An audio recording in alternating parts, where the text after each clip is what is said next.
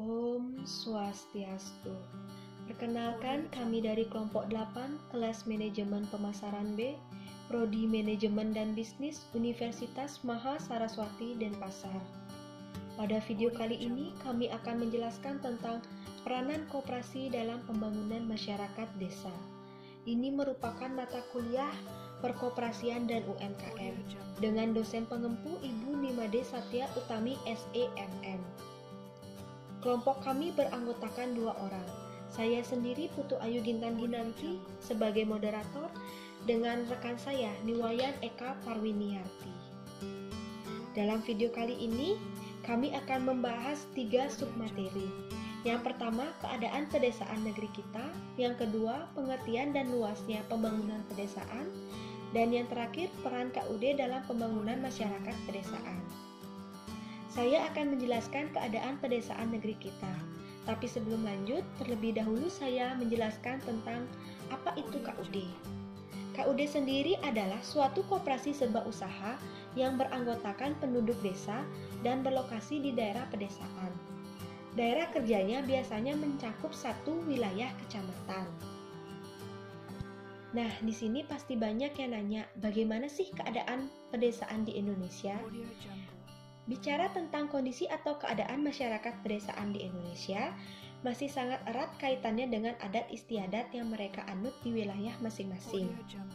Hal ini dikarenakan pedesaan di Indonesia masih menjunjung tinggi rasa kekeluargaan demi keutuhan adat istiadat yang mereka punya. Rasa kekeluargaan itu sangatlah penting dilakukan oleh masyarakat pedesaan di Indonesia. Dikarenakan dengan rasa itulah akan timbul kedamaian antar warga masyarakat yang tinggal di pedesaan. Masyarakat pedesaan di Indonesia umumnya sudah mengenal istilah gotong royong. Hal inilah yang menjadi ciri khas yang biasanya dilakukan masyarakat pedesaan. Gotong royong biasanya dilakukan oleh masyarakat pedesaan untuk mencapai tujuan bersama yang sudah direncanakan sebelumnya. Ini dilakukan agar semua masyarakat ikut terlibat dan pekerjaan yang dilakukan akan menjadi lebih ringan karena dilakukan bersama. Nah, di sini ada pula ciri-ciri dari masyarakat desa di Indonesia antara lain. Yang pertama, antara warga memiliki hubungan yang sangat erat. Yang kedua, kekeluargaan dijadikan sebuah pengikat antar warga dalam kehidupan berkelompok. Yang ketiga, sebagian besar warganya menghasilkan produk pertanian untuk memenuhi kebutuhan hidupnya. Yang keempat, kesenjangan sosial yang ada tidak terlalu besar selisihnya. Dan yang terakhir, kesadaran masyarakat untuk mematuhi nilai dan norma yang berlaku di wilayah. Nah, ini salah satu contoh gambaran penduduk desa yang sebagian besar sebagai petani. Mereka di sini saling bergotong royong untuk bercocok tanam, di mana mereka melakukan itu sebagai memenuhi kebutuhan hidupnya. Nah, materi selanjutnya akan dijelaskan oleh rekan saya. Dipersilakan. Baik, selanjutnya saya akan menjelaskan tentang pengertian dan luasnya pembangunan pedesaan. Apa sih itu pembangunan pedesaan? Jadi, pembangunan pedesaan merupakan sebuah tahapan pendiskusian dan penentuan keinginan yang dilakukan oleh anggota atau masyarakat desa. Nah, setelah itu, melakukan perencanaan dan pengerjaan bersama untuk mencapai tujuan bersama. Selanjutnya, inti dari tujuan pembangunan masyarakat desa ada 2, yaitu jangka panjang dan juga jangka pendek. Tujuan jangka pendek itu meningkatkan taraf hidup masyarakat di daerah pedesaan yang cenderung berada di dalam kondisi ekonomi yang lemah. Dan jangka panjang mencapai masyarakat Indonesia yang makmur dan adil sesuai dengan Pancasila dan Undang-Undang Dasar 1945. Luasnya pedesaan. Nah, pada dasarnya hampir seluruh masyarakat Indonesia, sekitar 81%-nya itu bertempat tinggal di pedesaan. Dan kita semua juga sudah mengetahui bahwa hampir semua masyarakat Indonesia terdiri atas petani, pengusaha kecil UMKM, pengrajin, peternak, pedagang, dan juga sebagainya. Hampir seluruhnya tinggal di pedesaan. Nah, kebanyakan juga masyarakat berkehidupan bersandar pada usaha pertanian. Namun demikian, seringkali juga pengolahan lahan dalam pertanian oleh para petani seringkali masih dalam taraf pengolahan yang sangat memprihatinkan. Nah, untuk itulah pembangunan pedesaan ini itu digalakkan dan juga terus ditingkatkan untuk mendukung seluruh rakyat yang berada dalam taraf ekonomi yang masih lemah. Ada beberapa alasan penyelenggaraan pembangunan di pedesaan, yaitu yang pertama, jumlah penduduk yang digolongkan sebagai tenaga kerja banyak berada di pedesaan. Yang kedua, lebih luas dan suburnya lahan pertanian yang terdapat di desa. Yang ketiga, sifat masyarakat pedesaan yang ramah, mudah untuk mengajak kerjasama, dapat diarahkan untuk tujuan usaha yang positif seperti koperasi. Yang keempat, ketersediaan bahan baku yang sangat memadai. Yang kelima, jumlah pengangguran yang relatif banyak dan upahnya yang relatif rendah. Dan yang keenam, merupakan pasar yang potensial bagi pemasar produk dikarenakan jumlah penduduk yang relatif banyak. Selanjutnya, saya akan menjelaskan peranan KUD dalam pembangunan masyarakat pedesaan. Peran KUD dalam pembangunan masyarakat pedesaan. KUD didirikan oleh pemerintah dengan berbagai macam fasilitas. Itu dana yang diperoleh koperasi unit desa sama halnya dengan koperasi yang lain, yaitu berasal dari simpanan pokok, simpanan wajib, dan juga simpanan sukarela dari para anggota koperasi tersebut. Nah, selain dari para anggota, dana yang diperoleh koperasi ini juga berasal dari pemerintah melalui anggaran di luar APBN dan juga APBD.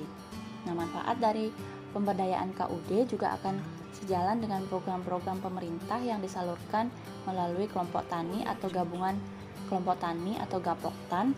Peranan KUD juga dapat menjadi wadah bagi kelompok tani yang ada sehingga kelompok tani yang dibentuk akan bersifat permanen dan dapat terkoordinasi dengan baik dalam KUD. Peranan KUD juga sangat penting dalam pembangunan pertanian dan perekonomian nasional. Perlu dikembangkan koperasi unit desa seperti yang telah diketahui bahwa manfaat dari koperasi ini sangat banyak, antara lain yaitu membantu orang-orang yang kurang mampu dengan tujuan untuk mensejahterakan masyarakat luas. Nah, peranan koperasi di sini juga diharapkan dapat membantu para petani yang ada di desa. Dalam hal ini, koperasi juga bertindak membeli semua hasil panen dari para petani untuk dijual kembali dengan harga yang sesuai dengan harga pasar. Ada beberapa hal yang harus dilakukan untuk mempertahankan koperasi di unit desa, yaitu antara lain sebagai berikut.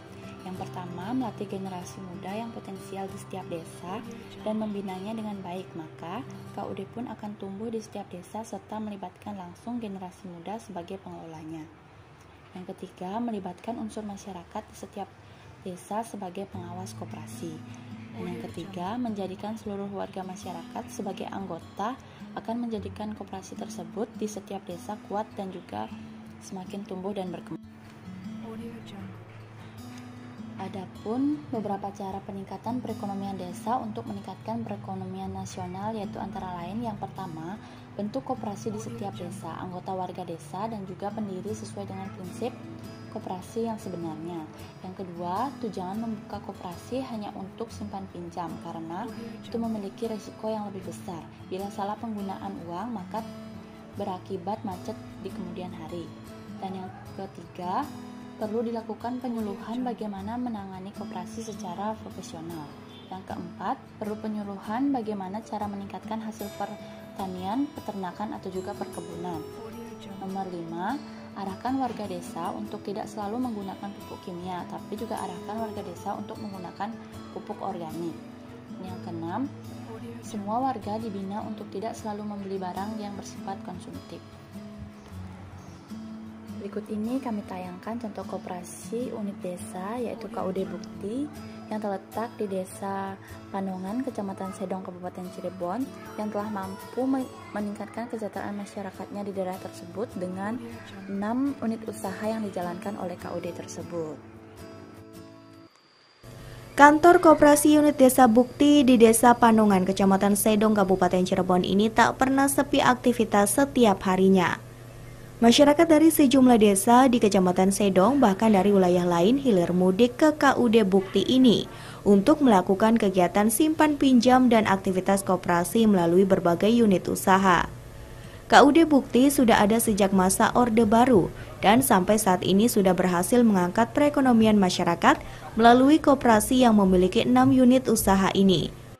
Sampai sekarang kami sudah punya modal di atas 40 miliar dan anggota pun sudah mencapai 11.500. Anggota kami ada pegawai negeri, ada kaki lima, ada petani, ada kuli bangunan, ya segala lapisan. Saya polisi juga ada, jadi pada ikut.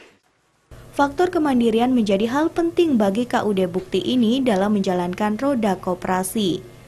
Perputaran uang di KUD Bukti terbilang fantastis, per hari bisa mencapai 200 juta rupiah.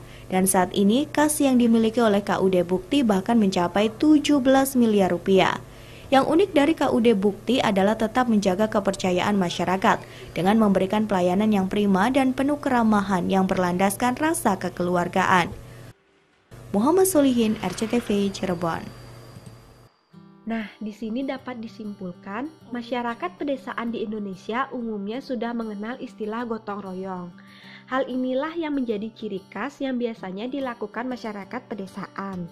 Gotong royong biasanya dilakukan oleh masyarakat pedesaan untuk mencapai tujuan bersama yang sudah direncanakan sebelumnya. Karena hal tersebut, maka adanya KUD di daerah setempat sebagai wadah bagi kelompok-kelompok yang ada di pedesaan, baik itu kelompok ternak maupun kelompok tani, atau usaha kecil menengah maupun lainnya. Sehingga kelompok-kelompok yang dibentuk akan bersifat permanen dan dapat terkoordinir dengan baik dalam KUD. Nah, di sini ada 2 pertanyaan nih. Yang pertama, siapa saja yang terlibat dalam kegiatan KUD? Dan yang kedua, jelaskan 3 manfaat KUD. Jika ada rekan-rekan atau kawan-kawan yang bisa jawab, bisa tulis di kolom komentar ya. Nah, segitu dulu video dari kelompok 8. Semoga rekan-rekan sehat selalu dalam lindungan Tuhan. Om Santi Santi Santi Om.